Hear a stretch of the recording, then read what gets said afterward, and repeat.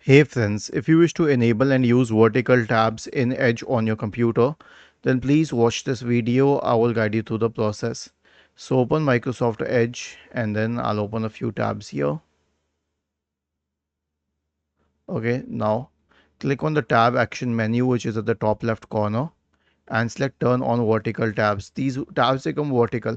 You know what, this was an experiment, didn't work well, but here's the thing, if you're using a lot of tabs, vertical tabs can actually be helpful, though you'll need a while to get a hang of it.